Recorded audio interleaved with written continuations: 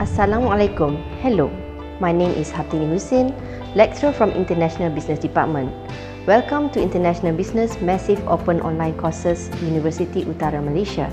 Today, I will be covering Chapter 3, the Culture Influence on Global Business. Okay, before we discuss further, we need to understand what is culture. Culture is defined as a system of values and norms that are shared together among a group of people, and that, when taken together, it will constitute a design for a living. In order for global managers to adapt to new environment or new market, it is very important for them to possess cross-cultural literacy. What is cross-cultural literacy? Cross-cultural literacy is understanding of how cultural differences across and within nation can affect the way in which business is practiced. Major components of culture are norms and value. Now let's have a look for more explanation and example of what values and norms are. Values are abstract ideas about what a group believes to be good, right, and desirable. For example, Hindu worship cow because they believe cows are sacred and should not be slaughtered. Another example, US people value individualism because they believe success can be achieved through individual effort and initiative. On the other hand, the Japanese people value collectivism because they believe success can be achieved through teamwork and loyalty to the company. Another component of culture are norms. Norms are social rules and guidelines that prescribe appropriate behavior in particular situations. Norms usually include folksway and mores. Folksway are custom, belief, or way of life common to members of a society or culture. For example, such as table manner, dress code, greeting. For instance, US shake hand and the Japanese will bow when they greet. Mores. Mores are norms set by society. Violating mores can bring serious repercussions. For example, such as murder, child abuse, and drinking alcohol by the Muslim. The determinant of culture include factors such as social structure, political, economic, language, education, and religion. Now I will explain what is social stratification. Social stratification is a system by which society ranks categories of people in hierarchy. People will be categorized based upon their occupation, income, wealth, family background, and also occupation. Another important aspect in social structure is social mobility. Social mobility is the extent to which individuals can move out of the strata in which they are born. It consists of caste system and also class system. Caste system is a closed system of stratification in which social structure is determined by birth. The change of position is not possible. So example is the India caste system. Class system is an open social stratification in which people are grouped into set of hierarchical social categories. For example, British class system consists of upper class, middle class, and working class. Religion and ethical system. World main religions are Christianity, Islam, Hinduism, and Buddhism. So most of the world ethical system are the product of religions. Therefore, the value of system of different religious and ethical system will have different implications for business practices. This is because different religions take different views of work, saving, and material goods. Protestant work ethic emphasize on hard work, wealth creation, and encourage capitalism development. For the Muslim, Quran is a holy book which instructs all Muslims in the way of life and obedience to Allah. Muslims also adhere to Islamic law known as Sharia that cover aspects of daily life, economic activity, and public governance. Islam prohibits charging interest for money loan, or called as riba. Islam also prohibits businesses that make unjust profit by exploiting others, by deceptions, or by breaking the contractual obligations.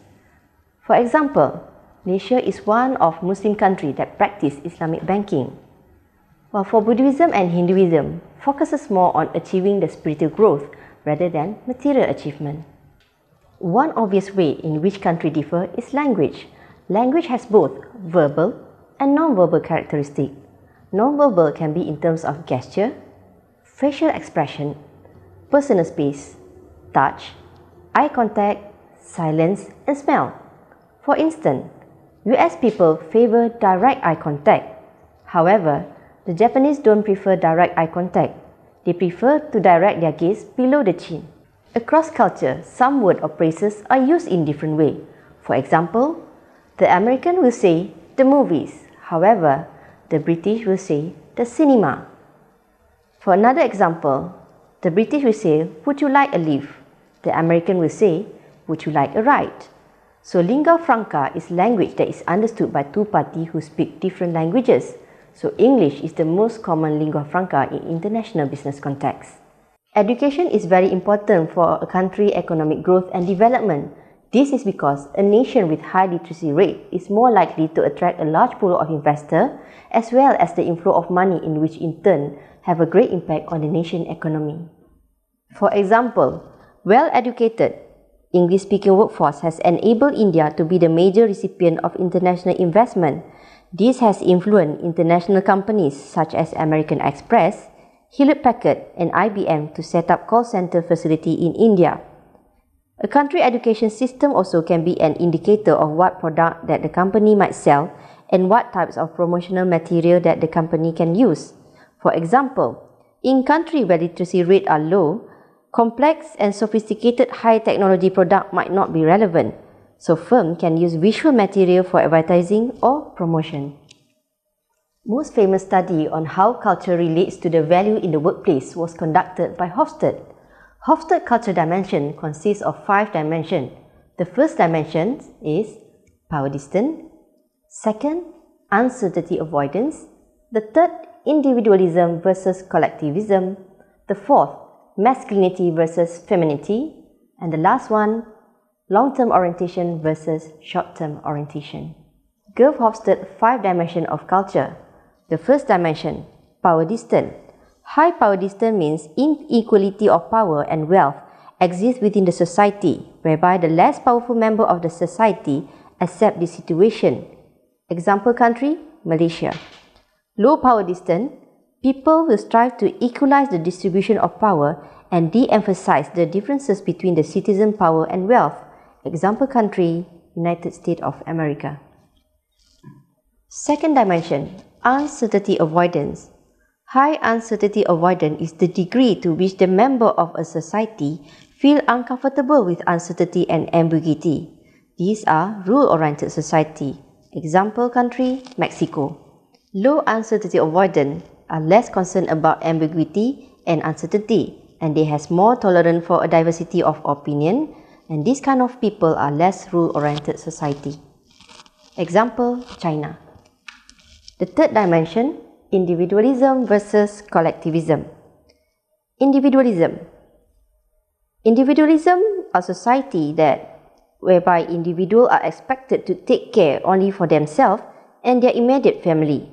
Example, United Kingdom. However, for collectivism society, individuals expect groups to protect and look after themselves in exchange for unquestioning loyalty. Example country, Japan. The fourth dimension, masculinity versus femininity.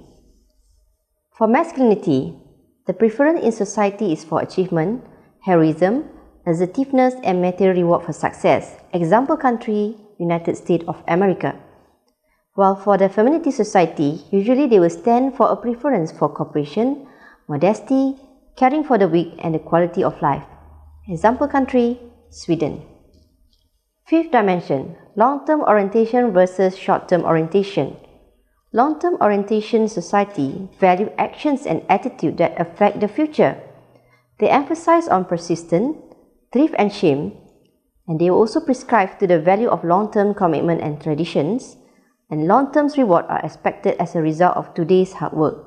Example countries are China, Hong Kong, Taiwan and Japan.